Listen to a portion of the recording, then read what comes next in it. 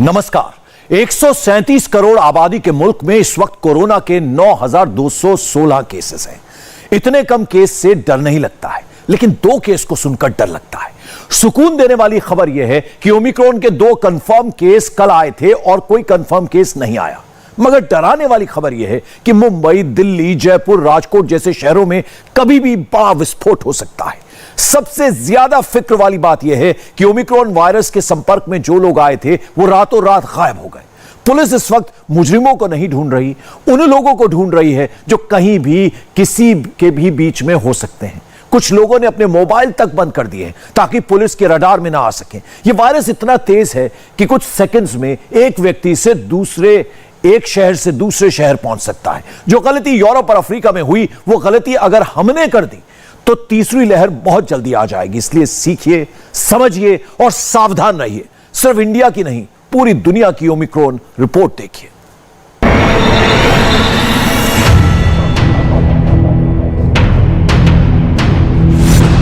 बेंगलुरु में deadly Omicron confirm. अब मुंबई, जयपुर, दिल्ली, राजकोट, तिरुचिरापल्ली से डराने वाली खबर। इंडिया के कितने शहर ओमिक्रॉन वेरिएंट के रडार पर? ओमिक्रॉन वेरिएंट ने पहले कर्नाटक में 2 लोगों पर अटैक किया। पूरे राज्य में पैनिक बटन दब गया और अब कुछ घंटों के भीतर ही जयपुर, मुंबई, दिल्ली, राजकोट और तिरुचिरापल्ली से भी बिग ब्रेकिंग न्यूज आ गई है। जयपुर में दक्षिण अफ्रीका से लौटे 4 लोग कोरोना संक्रमित मिले हैं। इनमें 2 बच्चे भी हैं। 5 और लोगों की पॉजिटिव होने की खबर है। खतरे की घंटी मुंबई में भी बज गई है, जहां 10 नवंबर से 2 दिसंबर के बीच विदेश से लौटे 9 यात्री कोरोना पॉजिटिव मिले हैं और इनमें से एक साउथ अफ्रीका का है। दिल्ली से भी अच्छी खबर नहीं है। ओमिक्रॉन वेरिएंट के 12 संदिग्धों को एलएनजेपी में एडमिट किया गया है। 4 संदिग्धों में से 2 ब्रिटेन से लौटे हैं, 1 फ्रांस से लौटा है और 1 नीदरलैंड से वापस आया है। बोत्सवाना से राजकोट आए 2 लोग कोरोना पॉजिटिव पाए गए हैं। तमिलनाडु के तिरुचिरापल्ली में विदेश से आया 1 शख्स भी कोरोना संक्रमित हो गया है। चिंता की बात यह है कि नीदरलैंड्स, ब्रिटेन, फ्रांस, सिंगापुर और बोत्सवाना, इन 5 ही देशों में ओमिक्रॉन वेरिएंट डिटेक्ट हो चुके हैं। फिलहाल इंडिया में मिले सारे फ्रेश मरीजों के सैंपल जीनोम सीक्वेंसिंग के लिए भेजे जा चुके हैं। इसलिए भारत के इन 6 राज्यों सहित पूरे देश के लिए अगले कुछ घंटे बहुत मुश्किल भरे हैं। हम आपको डरा नहीं रहे, सावधान कर रहे हैं। जो पेशेंट्स अभी आए हैं, जो इंटरनेशनल एयरपोर्ट से यहाँ पर एडमिट करे गए हैं, उनमें पुष्टि हो गई है सर? अभी एक भी पेशेंट्स का पुष्टि नहीं हुआ है। कल ये पता चला है कि उनको कोरोना है। आरटीपीसीआर पॉजिटिव है और या रेट पॉजिटिव है। 8 पेशेंट्स को सिर्फ कोरोना का टेस्ट पॉजिटिव आया है। आगे की जो टेस्ट है वो हमने भेजे और उसके रिपोर्ट आने में 4 से 5 दिन का टाइम लगेगा। एयरपोर्ट पर जो 12 मरीजों के सैंपल जो हैं उन्हें जीनोम सीक्वेंसिंग लैब के लिए भेजा गया है और अभी 12 ऐसे केस हैं जो कि एयरपोर्ट पर जो लोग कोरोना पॉजिटिव पाए गए उन्हें यहाँ पर एडमिट कराया गया है। हालांकि उनको कोविड है, लेकिन क्या वो ओमिक्रॉन वेरिएंट से ग्रसित हैं या नहीं ग्रसित हैं, इसके लिए उनके सैंपल को आगे अभी जांच के लिए भेजा गया है। 24 नवंबर से लेकर अब तक दुनिया के 37 देशों में ओमिक्रॉन वेरिएंट डिटेक्ट हो चुका है। Australia, France, Germany, India, Britain, America, Japan, Sri Lanka, Canada, Brazil, Spain, UAE, कोई नहीं बचा है। साउथ कोरिया का ही एग्जाम्पल ले लीजिए। इस नए वेरिएंट ने वहां भी हमला किया है। वहां हर रोज कोरोना के 5000 नए केस मिलने लगे हैं। सीरियस मरीजों की संख्या 700 के पार हो गई है। अब तक दुनिया के 37 देशों में ओमिक्रॉन वेरिएंट के 450 से ज्यादा केस रजिस्टर हो चुके हैं। जिस रफ्तार से इस नए वेरिएंट के केस बढ़ रहे हैं, वो भारत के लिए बुरी खबर है। ये हम नहीं कह रहे, अब तो वर्ल्ड हेल्थ ऑर्गेनाइजेशन ने भी पुष्टि कर दी है। खबर छप गई है, कैमरे पर आकर ऐलान हुआ है। भारत सहित दुनिया के तमाम देश रेडी हो जाए। खतरनाक ओमिक्रॉन ने जगह जगह दस्तक दे दी है। But every country and every community must prepare for new surges in cases. We should not be surprised to see more surges in the future. As long as transmission continues, the virus can continue to mutate as the emergence of Omicron demonstrates, reminding us of the need to stay vigilant. जिस level पर पहुंचने में corona के delta और beta variant को 100 दिन लग गए, वहां ओमिक्रॉन को सिर्फ 10 दिन का वक्त लगा। इससे आप गंभीरता का अंदाजा लगा लीजिए। भारत पर खतरा क्यों मंडरा रहा है, कितने शहर अब रडार पर आ गए हैं, ट्रांसमिशन कितनी तेजी से फैल सकता है, यह समझना है तो जयपुर में मिले केस की ट्रेवल हिस्ट्री की डिटेल सुन लीजिए। कैसे पहले 4 पॉजिटिव हुए और लगे हाथों उस परिवार के कांटेक्ट में आए 5 लोग पॉजिटिव हो गए। उनसे ज्ञात, उनकी कांटेक्ट ट्रेसिंग से ज्ञात हुआ कि उनके रिलेटिव हैं जो साउथ अफ्रीका से आए हैं। दुबई होते हुए, बॉम्बे एयरपोर्ट के होते हुए वो उनका जयपुर आना बताया गया है। उनके आने के बाद हमने उनकी कल सुबह सैंपल, चारों के सैंपल कर लिए उनके, और देर शाम को वो चारों सैंपल पॉजिटिव आए हैं। उसके बाद उनको वहाँ तुरंत रात को ही, उसी समय मालूम होने के बाद रात को ही क्वारंटाइन इंस्टीट्यूट पर उनको आइसोलेट कर दिया गया है। RUHS हमारा पैक्स इंस्टीट्यूट है कोरोना का, उसमें उनको अलग से आइसोलेट किया गया है। उसके और उनके जो सैंपल है पॉजिटिव आए हैं, उनको हमने जीनोम सीक्वेंसिंग के लिए SMS हॉस्पिटल भेज दिए हैं। उन्हें रिपोर्ट आने के बाद फिर अग्रिम कार्रवाई की जाएगी, किस तरह से कौन सा वेरिएंट है उस आधार पर निर्धारण किया जाएगा। ये 4 लोग और जो कांटेक्ट में आए, यानी कुल मिला के अब 9 लोग ये पॉजिटिव मिले हैं। हाँ, यदि इनको देखा जाए तो उनके रिलेटिव हैं और वो भी पॉजिटिव है। उनके पॉजिटिव आने के बाद ही उनको मालूम चला कॉन्टैक्ट ट्रेसिंग पर कि ये लोग उनसे संपर्क में आए हैं। उसी आधार पर इनका हमने सैंपल लिया है। तो देखा जाए तो टोटल 9 लोग ये पॉजिटिव हैं। लेकिन इनके सैंपल जो अन्य जगह दुबई या मुंबई वगैरह में लिए गए, वहाँ पे नेगेटिव आए थे। बिल्कुल, जब ये यहाँ पर भारत में आए उस समय इनका जो सैंपल तो दुबई में कराई, इन्होंने बॉम्बे एयरपोर्ट में कराई, तो पहले सैंपलिंग पर बता रहे हैं वो सभी रिपोर्ट नेगेटिव है उनके पास। यहाँ कल जो हमने सैंपल लिए हैं वो रिपोर्ट पॉजिटिव आई है। अब आप समझ गए होंगे कि ये ओमिक्रॉन वेरिएंट का खतरा कितना बड़ा है। विदेश से भारत लौटे लोग कहां कहां गए, किस किस से मिले, सबकी हिस्ट्री, पूरी कांटेक्ट ट्रेसिंग करना ही इस नए वेरिएंट के ट्रांसमिशन को रोकने का एकमात्र तरीका है। मोदी सरकार ने अब तक क्या कदम उठाए हैं उसकी डिटेल आपको आगे देंगे। पहले यह देखिए कि विदेशों में इस नए वेरिएंट ने कैसी आफत फैलाई है। डर का माहौल ऐसा है कि 30 से ज्यादा देशों ने अपनी सीमाएं बंद कर दी हैं। इनमें इजराइल, मोरक्को और जापान शामिल है। हांगकांग में विदेशों से आने वाले नागरिकों पर बैन लग चुका है। इजराइल ने विदेशों से आने वाले नागरिकों पर 14 दिनों की रोक लगा रखी है। जापान ने 1 महीने के लिए विदेशी नागरिकों की एंट्री रोक दी है। मोरक्को ने 2 हफ्तों के लिए सारी इनकमिंग फ्लाइट्स पर बैन लगा दिया है। ऑस्ट्रेलिया और ब्राजील ने 14 दिनों तक ओमिक्रॉन प्रभावित देशों की फ्लाइट्स पर रोक लगाई है। ब्रिटेन ने ओमिक्रॉन प्रभावित देशों को रेड लिस्ट में डाल दिया है। अमेरिका ने नए वेरिएंट से प्रभावित देशों के नागरिकों की एंट्री पर रोक लगा दी है। जब कोरोना आया था तो उसकी शुरुआत भी कुछ यूं ही हुई थी और अब ओमिक्रॉन वेरिएंट ने भी वही लाइन पकड़ ली है। भारत में 1 दिसंबर की मिडनाइट से सुबह 8 बजे तक 37 अंतर्राष्ट्रीय उड़ानें लैंड कर चुकी थी। इनमें 7,976 यात्री आए जिनकी RT-PCR जांच कराई गई। इनमें से 10 लोग कोविड पॉजिटिव मिले थे जिनके सैंपल जीनोम जांच में भेजे गए हैं। भारत सरकार प्रोएक्टिव होकर मिशन मोड में इस नई चुनौती से निपट रही है। 30 घंटे में जीनोम सीक्वेंसिंग का टारगेट रखा गया है। डिटेल खुद स्वास्थ्य मंत्री ने दी है। एयरपोर्ट पर कोविड पॉजिटिव पाए जा रहे सभी सैंपल्स को जीनोमिक सर्वेलेंस के लिए भेजा जा रहा है। साथ ही में सिविल एविएशन मिनिस्ट्री को भी सूचित किया गया है कि सभी यात्रियों की ट्रैवल हिस्ट्री सेल्फ डिक्लेरेशन सुविधा पोर्टल पर कंपलसरी लिया जाए। भारत सरकार की एजेंसी के द्वारा किए जा रहे अथाक प्रयासों के कारण साउथ अफ्रीका से वाया दुबई से आने वाले 2 यात्री, एक 16 नवंबर 2021 को 19 साल की एक महिला और 20 नवंबर को 67 साल के एक पुरुष बेंगलोर एयरपोर्ट पर RT-PCR टेस्टिंग स्कैनिंग में कोविड पॉजिटिव पाए गए थे। साउथ अफ्रीका ने जब ओमिक्रॉन की जानकारी दी तब उनका सैंपल दिनांक 25 को साउथ अफ्रीका ने डिक्लेयर किया ओमिक्रॉन उसकी कंट्री में है और 28 को बेंगलोर स्थित इंसाको की लैब में जीनोम सीक्वेंसिंग के लिए ये सैंपल वहां पड़ा था। उस सैंपल को जीनोम सीक्वेंसिंग के लिए तुरंत ही भेज दिया गया। 16 तारीख वाला 19 साल की महिला का सैंपल ओमिक्रॉन नेगेटिव था तथा दूसरा सैंपल जो कि एक 66 ईयर साउथ अफ्रीकन नेशनल का था उसमें ओमिक्रॉन वेरिएंट पॉजिटिव पाया गया। पर यही जीनोमिक सीक्वेंसिंग की रिपोर्ट दिनांक 13 नवंबर 2021 को रात को प्राप्त हुई।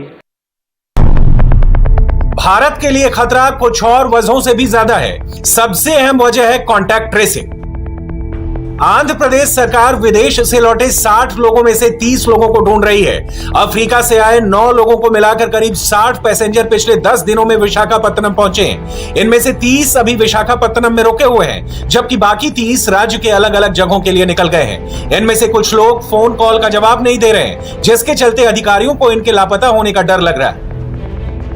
इस बार खतरा पिछली बार से ज्यादा है। मोदी के सामने चुनौती कहीं ज्यादा बड़ी है। एक नए बहरूपिये ने हमला किया है। मोदी को पता था सिचुएशन बिगड़ सकती है, इसलिए इस बार भी हमले से पहले ही तैयारी रेडी की गई। मोदी 25 नवंबर को ही एक्टिव हो गए, यानी जब इस नए और डेडली वेरिएंट का पता चला था, दुनिया को झटका लगा था। 25 नवंबर 2021 के दिन साउथ अफ्रीका ने कोविड के नए वेरिएंट ओमिक्रॉन पाए जाने की घोषणा की 25 नवंबर को, और उसी दिन माननीय प्रधानमंत्री जी ने 25 नवंबर 2021 को भारत सरकार के उच्च अधिकारियों के साथ ओमिक्रॉन वेरिएंट पर एक बैठक की, और उसी के फॉलोअप में सेक्रेटरी हेल्थ ने सभी राज्यों के साथ बैठक करते हुए ओमिक्रॉन वेरिएंट के खिलाफ रणनीति पर महत्वपूर्ण दिशा निर्देश दिए। मोदी सरकार ने देश के हर राज्य को एक नई एडवाइजरी जारी कर दी है। AIR सुविधा पोर्टल को हर दिन चेक करने की हिदायत दे दी गई है, ताकि पता चल सके कि अलग अलग इंटरनेशनल एयरपोर्ट से कहां से कौन दाखिल हुआ। सर्विलांस मैकेनिज्म को फॉलो करने के आदेश दे दिए गए हैं। ट्रांसमिशन ना फैले, उसे रोका जाए, इसके लिए भी वॉर फुटिंग पर तैयारी है। टेस्टिंग बढ़ाने पर जोर देने को कहा गया है। जो भी शख्स पॉजिटिव पाया जा रहा है, सबके कॉन्टैक्ट ट्रेसिंग को हर कीमत पर ढूंढने को कहा गया है। पॉजिटिव केस आते ही उसे सबसे पहले और तेज रफ्तार से जीनोम सीक्वेंसिंग के लिए भेजने की बात कही गई है। जो राज्य वैक्सीनेशन में पीछे रह गए हैं, उन्हें तत्काल प्रभाव से उसमें रफ्तार लाने को कहा गया है। एक तो जो भी कोविड का पॉजिटिव हम लोग को मिल रहा है, खास करके वाराणसी, लखनऊ, गौतम बुद्ध नगर और गाजियाबाद, इन 4 जनपदों को जहां हम लोग मानते हैं कि इंटरनल ट्रैवलिंग काफ़ी होता है, इंटरनेशनल ट्रैवलर्स भी आते हैं, तो उनके हिस्ट्री लेके अगर उन 12 देशों या उन देशों को जिसको सर्टिफाई किया गया है, उन देशों के माध्यम से वो आते हैं, उनका ट्रैवल हिस्ट्री, तो उनका सेल्फ आइसोलेशन और अलग अलग उनका फिर देख रेख करना हम लोग करेंगे। उनका उत्तर प्रदेश में तैयारियां पूरी हैं सर? हाँ, उत्तर प्रदेश में तैयारी पूरी है। बाहर से आने वालों का क्योंकि केंद्र सरकार सारा रिकॉर्ड रख रही है, और वहाँ से बताया जाता है कि वहाँ पर पहले नेगेटिव करने के बाद ही बाहर जाने दिया जाता है। अब तो वहीं रखा जा रहा है, तो उसके बाद भी जो हमारे जिलों का होगा उसका वो हमें इंटीमेट करेंगे। हमने अपनी स्वास्थ्य टीमों को कह दिया कि रोजाना उनको मॉनिटर करें कि उनमें ILI तो नहीं आ रहे हैं। ये एक अनजान वेरिएंट है। अभी ओमिक्रॉन पर ज्यादा इंफॉर्मेशन अवेलेबल नहीं है, इसलिए टास्क कहीं ज्यादा बड़ा है। दुनिया भर के वैज्ञानिक और डॉक्टर्स अभी तक कई सवालों के जवाब ढूंढ रहे हैं। इस वेरिएंट पर कई स्टडी हो चुकी है और कई जारी है, मगर पुख्ता जवाब अभी तक नहीं मिला है। मोदी इस नए बहरूपिये से लड़ने का साजो सामान तैयार कर रहे हैं। मोदी विरोधी इस पर भी वैक्सीन वाली पॉलिटिक्स कर रहे हैं। राहुल ने बूस्टर डोज की बात की और यहां भी पॉलिटिक्स ही की। It's important that we think clearly about our vaccine strategy, because what I'm hearing is that the current vaccines are not necessarily working with this variant. So we have to be careful on how we are thinking about vaccinating, and also get ready to accept that we might have to vaccinate everybody else again for this variant with a new booster. सच ये है कि अब तक 125 करोड़ 75 लाख से ज्यादा vaccine dose दे दी गई है। देश में वयस्क आबादी 94 करोड़ है। इनमें से 79 करोड़ को कोविड-19 का पहला और 46 करोड़ को दोनों डोज मिल चुका है। पिछले 24 घंटों में 73,67,000 से ज्यादा डोज दे दी गई है। नई एडवाइजरी में वैक्सीनेशन में और भी तेजी लाने का ऑर्डर हर राज्य को दे दिया गया है, मगर इस अनजान वेरिएंट के खतरे के बावजूद राजनीति है कि रुकने का नाम नहीं ले रही है। और ये तय मानिए कि अगर हिंदुस्तान में ओमिक्रॉन के केस तेजी से बढ़ते हैं तो सारे मोदी विरोधी फिर इकट्ठे होंगे। वेंटिलेटर की कमी होगी तो फिर राजनीति होगी। राहुल ने वैक्सीन के बहाने एक हिंट दिया है और संसद में स्वास्थ्य मंत्री ने डिटेल में बताया है कि मोदी विरोध के नाम पर वेंटिलेटर के बहाने किसने क्या कहा है। कल वेंटिलेटर पर बहुत बात चली और कहा कि वेंटिलेटर ठीक नहीं है, वेंटिलेटर पीएम केयर से बिगड़ा हुआ मिला, उसका उपयोग नहीं हो पाया। माननीय अध्यक्ष महोदय, ये राजनीति करने का प्लेटफॉर्म नहीं है और नहीं हमें करनी है। भारत सरकार ने 58,000 बराबर समझिए, सदन के माध्यम से मैं देश को बताना चाहता हूं कि 58,000 वेंटिलेटर का ऑर्डर दिया। उसमें से 50,200 वेंटिलेटर डिलीवर किया गया, स्टेट को डिलीवर किया गया। हमने ये सुनिश्चित करने के लिए, मुझे पता था कि ये राजनीति का क्षेत्र क्योंकि पीएम केयर से लगा है ना, पीएम केयर प्रधानमंत्री जी ने क्या गुनाह कर दिया माननीय अध्यक्ष महोदय, उन्होंने देश में 75,000 वेंटिलेटर की आपूर्ति करने के लिए 58,000 वेंटिलेटर खरीदने के लिए ऑर्डर दिया देश के लिए। कृपया करके भविष्य में राजनीति का बहुत सेक्टर है, वहां राजनीति करिए, ये राजनीति का सेक्टर ना बने। इसमें कोई दो राय नहीं है कि मोदी को अब एक नए फ्रंट पर लड़ना है, नए सिरे से प्लान बनाना है, नया कदम उठाना है और दुनिया के 37 देशों में जिस ओमिक्रॉन का विस्फोट हुआ है उसे भारत में फैलने से रोकना है और इस डेडली वेरिएंट को इंडिया से भगाना भी है। और आज कांग्रेस नेताओं की टाइमलाइन पर अचानक ऐसा हुआ कि नरेंद्र मोदी का नाम कम दिखने लगा। वहां राहुल का नाम भी कम था, सोनिया प्रियंका का नाम भी कम था। कांग्रेस नेताओं की टाइमलाइन पर अचानक प्रशांत किशोर का नाम फ्लोट करने लगा। कांग्रेस नेता आज ढूंढ ढूंढ कर प्रशांत किशोर के पुराने वीडियोस डालने लगे। प्रशांत किशोर ने राहुल गांधी के बारे में पहले जो भी कहा था, कभी अच्छा कहा था, कभी बुरा कहा था, उसे आज कांग्रेस नेताओं ने ही ट्रेंड कराया। प्रशांत किशोर की बातें कांग्रेस ने ही याद दिलाई, जबकि प्रशांत किशोर राहुल के कंसल्टेंट नहीं है, वो ममता बनर्जी के लिए काम करते हैं। प्रशांत किशोर आखिर किस ओर हैं, उनकी स्ट्रेटेजी क्या है? राहुल और प्रियंका के पुराने दोस्त प्रशांत किशोर क्या अब गांधी परिवार के नए दुश्मन बन गए हैं? इस दुश्मनी की शुरुआत कहां से हुई है, जरा इस रिपोर्ट से समझिए।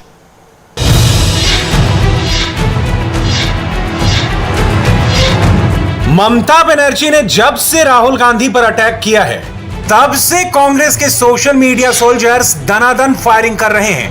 कांग्रेस के यूथ विंग, कांग्रेस के स्टूडेंट विंग, कांग्रेस के सोशल मीडिया विंग और कांग्रेस के स्टेट यूनिट्स सब के सब एक साथ ताबड़तोड़ हमले कर रहे हैं। फायरिंग रेंज में ममता बनर्जी नहीं है, वहां टारगेट पर पीके हैं।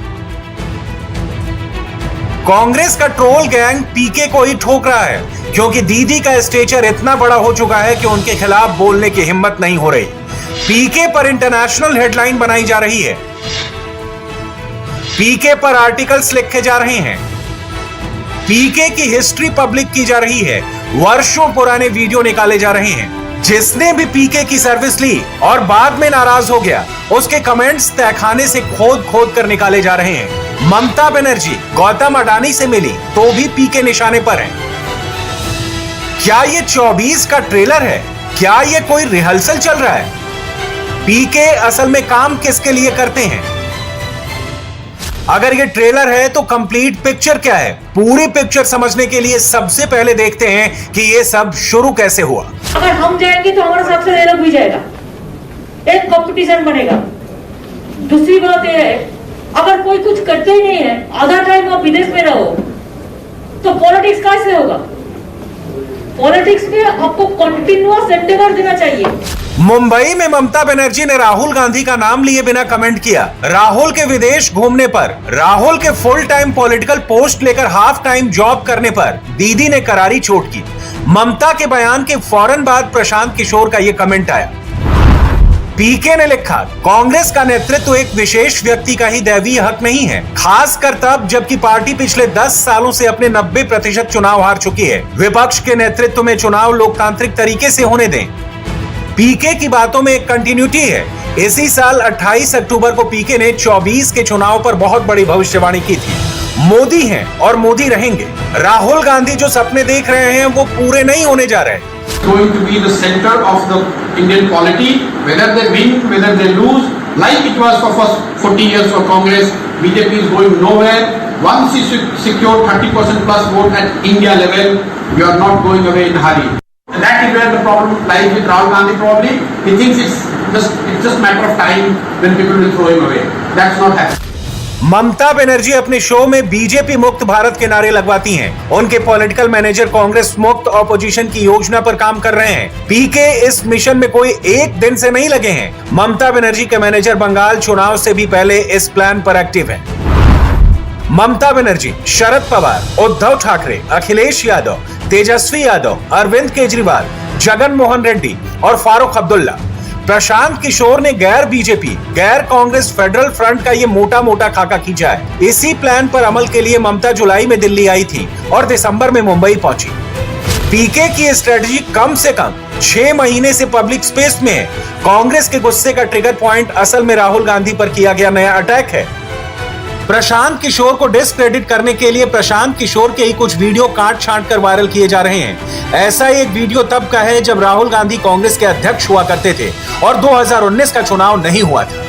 कह रहे हैं कि राहुल गांधी विफल हो गए। मैं ये कह रहा हूं कि अगर चुनाव परिणामों के आधार पर आप कह रहे हैं तो वो सही नहीं है। पिछले 1 साल के चुनाव परिणामों के आधार पर राहुल गांधी को कांग्रेस अध्यक्ष के तौर पर विफल कैसे कह सकते हैं आप उनके विपक्षी हो या उनके पक्ष के हो, उससे कोई फर्क तो पड़ता नहीं है। एक और वीडियो में बिहार के मुख्यमंत्री नीतीश कुमार प्रशांत किशोर के बारे में टिप्पणी करते हुए देखे जा सकते हैं। छोड़िए ना अपना मतलब, जहां जाए। अब वो आया कैसे भाई? हमको अमित शाह जी कहे ज्वाइन करे, ज्वाइन करे। तभी सब हमसे क्या के लिए पूछ रहे हैं भाई? कोई कुछ करता है तो मन और होगा, कहीं जाने का मन होगा। स्ट्रेटजिस्ट के रूप में किसी किसी का काम करता है। जो खबरों में है कि आम आदमी पार्टी का काम कर रहा था, अलग अलग आदमी का अलग अलग काम है। उस पर हम लोगों को मत अब इसमें कहिए, उन्हीं से पूछ लीजिए रहिएगा कि नहीं रहिएगा। नीतीश कुमार का पुराना बयान दिखाकर कांग्रेस ये बताना चाहती है कि प्रशांत किशोर असल में अमित शाह के आदमी है और ममता बनर्जी मोदी के आदमी को साथ रखकर कांग्रेस को निपटाने के मिशन पर है। मगर मोदी और राहुल के बारे में प्रशांत किशोर क्या सोचते हैं, ये जानना भी जरूरी है। I haven't come across a better listener than Modi. I've lived with him 3 years and I work with almost everybody in India. He's a great listener, no doubt about it. So do not ever get into this trap that people are getting angry and they will throw away Modi. Maybe they will throw away Modi, but BJP is not going anywhere. They are going to be here. You have to fight it out for next many decades. It's not going in a hurry. Prashant Kishor political strategist हैं। PK की कामयाबी का राज ये है कि वो realistic होकर strategy बनाते हैं। पीके मोदी विरोधियों के लिए काम करते हैं तो मोदी को हल्के में भी नहीं लेते हैं। Unless you examine, understand and take cognizance of his strength, you will never be able to put a counter to defeat him. The problem I see is most people are not spending enough time or giving him credit to understand what are his strength and what is making him popular. Only if you know, then you can find a counter. पीके ने 2014 के चुनाव में नरेंद्र मोदी के लिए अमित शाह के साथ काम किया और 2014 के बाद से ही मोदी विरोधियों के लिए काम कर रहे हैं। 2015 के बिहार चुनाव में पीके नीतीश कुमार के साथ थे और नीतीश की पार्टी में भी शामिल हुए थे। वो जगन मोहन रेड्डी के लिए भी काम कर चुके हैं, अरविंद केजरीवाल को सलाह दे चुके हैं। प्रशांत किशोर का सबसे latest business contract Mamata Banerjee के साथ है। ज्यादा दिन नहीं हुए जब पीके राहुल गांधी से भी मिले थे। इसी साल 13 जुलाई को प्रशांत किशोर राहुल गांधी के घर पहुंचे थे। तब अखबारों में यह हेडलाइन भी छपी थी कि प्रशांत किशोर कांग्रेस ज्वाइन कर सकते हैं। तब कांग्रेस के लिए प्रशांत किशोर अच्छे थे, आज बुरे हो गए क्योंकि प्रशांत किशोर ने खरी खरी बात कह दी है। कांग्रेस को सबसे ज्यादा दैवीय हक वाली बात भी छुपी है जो पीके ने इनडायरेक्टली राहुल गांधी के लिए कही है।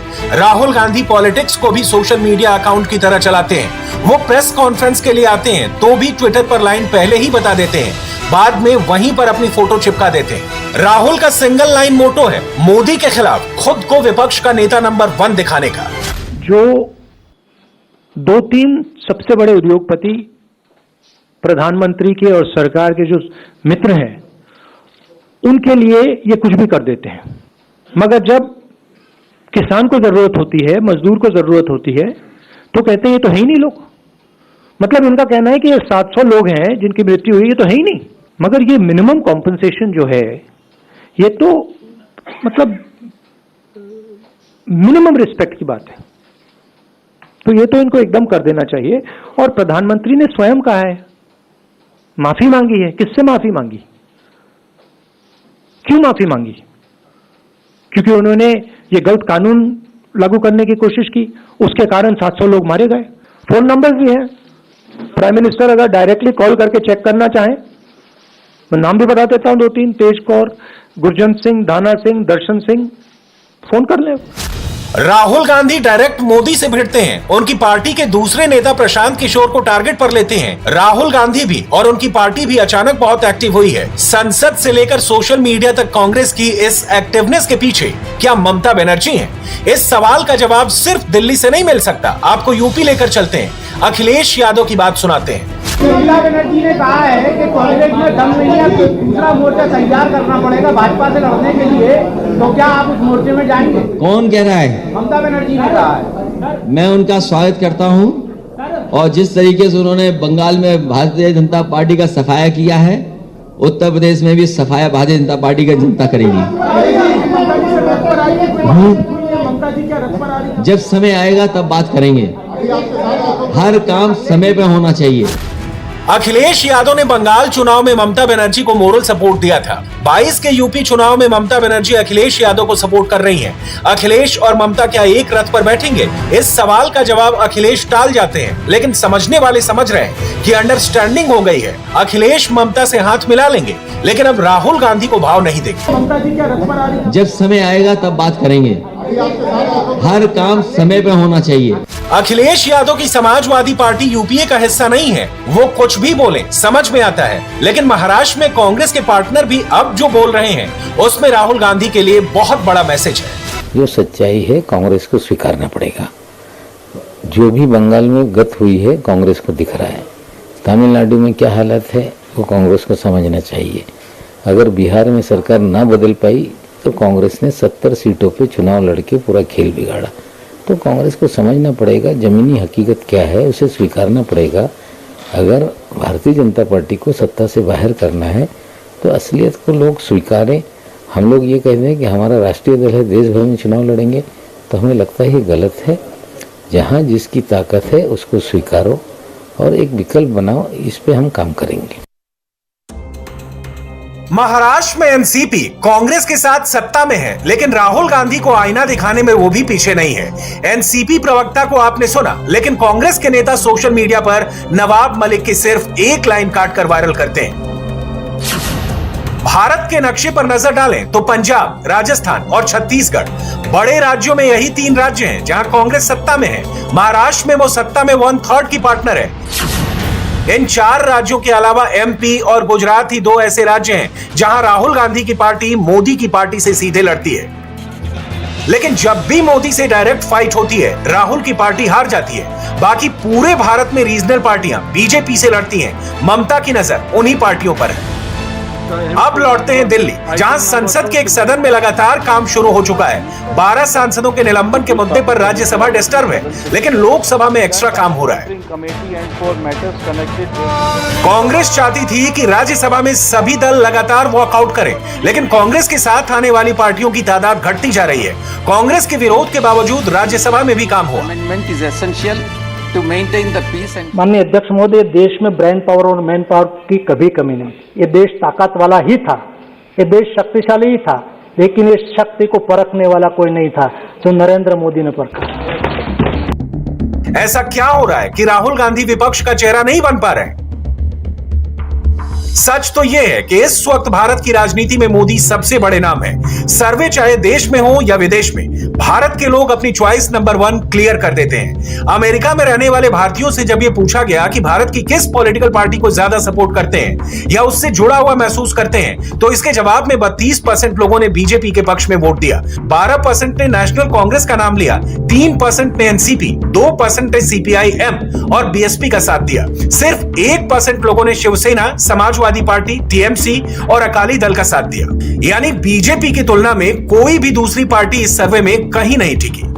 70% इंडियन अमेरिकन ऐसे हैं जो बीजेपी और मोदी के बारे में जानते हैं। 60% कांग्रेस और राहुल गांधी की समझ रखते हैं। मगर इस सर्वे में एक और जबरदस्त चीज पता चली। जब यह पता करने की कोशिश की गई कि महत्वपूर्ण पॉलिटिकल पार्टियां, संस्थाएं और नेताओं को लेकर लोगों का मूड क्या कहता है, इस पैमाने पर मोदी की रेटिंग 58 है, भारतीय जनता पार्टी की रेटिंग 57 है, राष्ट्रीय स्वयंसेवक संघ को 46 की रेटिंग मिली, जबकि कांग्रेस आरएसएस से भी नीचे है और उसकी रेटिंग है 44। रही बात राहुल गांधी की, तो इस पैमाने पर वो सबसे नीचे हैं और राहुल को सिर्फ 38 नंबर मिले हैं।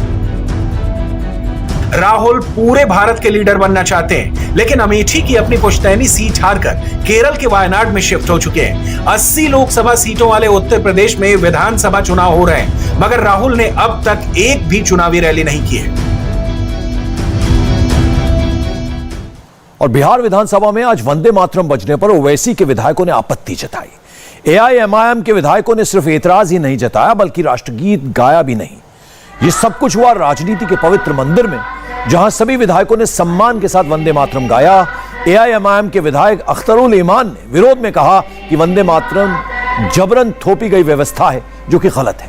ओवैसी के विधायकों ने साफ साफ कहा कि आस्था का विषय है, वो वंदे मातरम नहीं गाते हैं और आगे भी नहीं गाएंगे।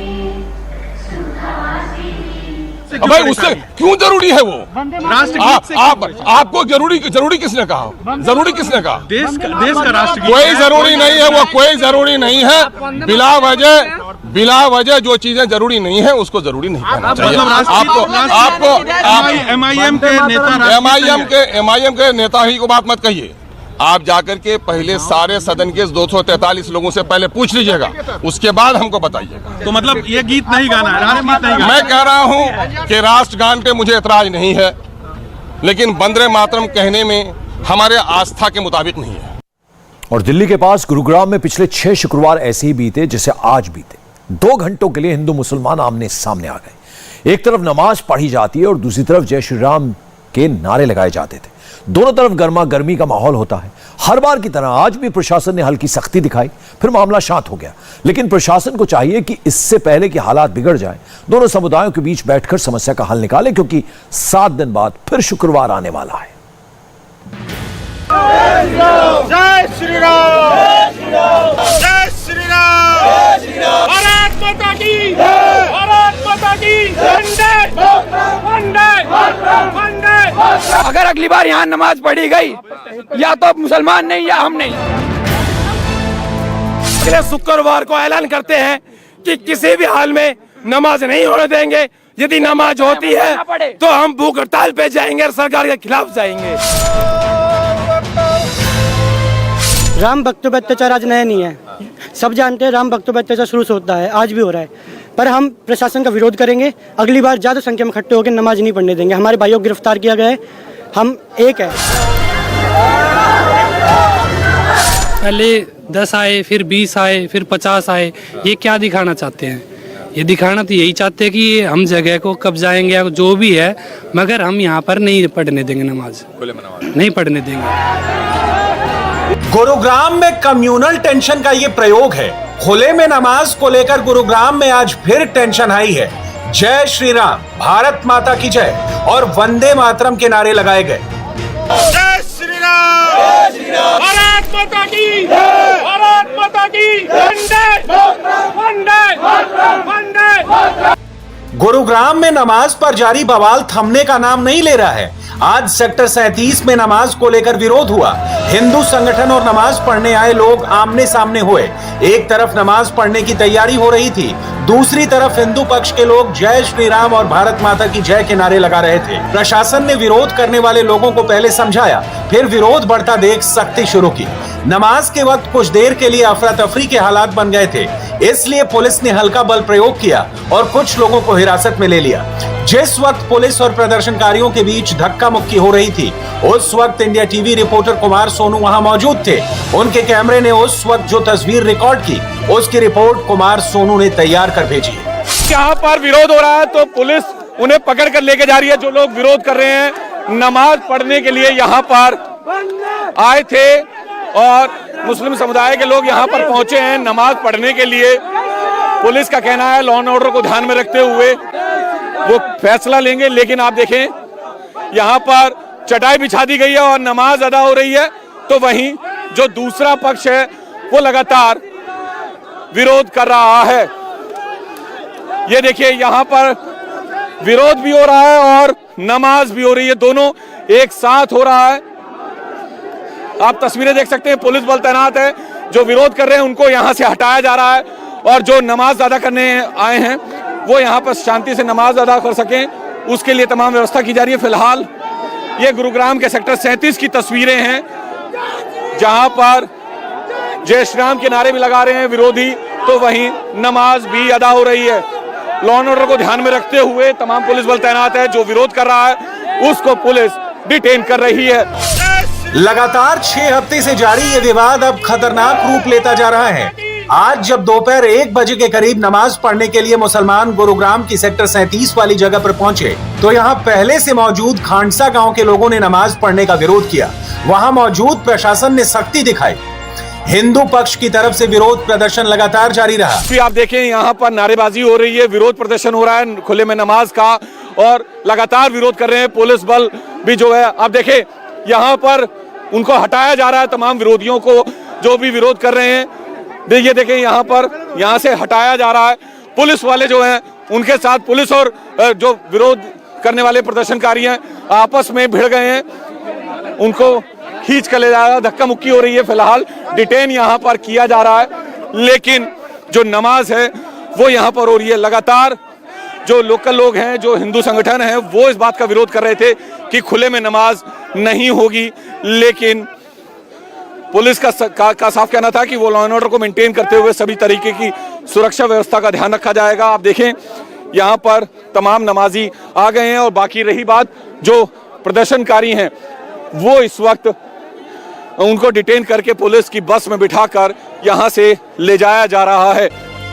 नमाज का विरोध कर रहे लोग पास के खांडवा गांव से आए थे। गांव वालों का कहना है कि ये उनके बुजुर्गों की जमीन है और ये पार्क बच्चों के खेलने के लिए है, ना कि नमाज पढ़ने के लिए। गांव वालों का दावा है कि 3 नवंबर को गुरुग्राम प्रशासन, हिंदू पक्ष और मुस्लिम पक्ष की तरफ से बैठक हुई। बैठक में हिंदू पक्ष के लोगों ने प्रशासन को 1 महीने का मौका दिया और कहा कि 1 महीने बाद प्रशासन यहां हो रही नमाज पर रोक लगाए। उसके बाद हम कोई भी नमाज नहीं पढ़ने देंगे। इतना जाम लग जाता है, स्कूली बसें फलाना सब कुछ फंस जाता है यहाँ पे। तो जब कहाँ की कौन सी प्रक्रिया है ऐसी जो ये 2000 आदमी इकट्ठे होकर ही कबूल करवा रहे हैं?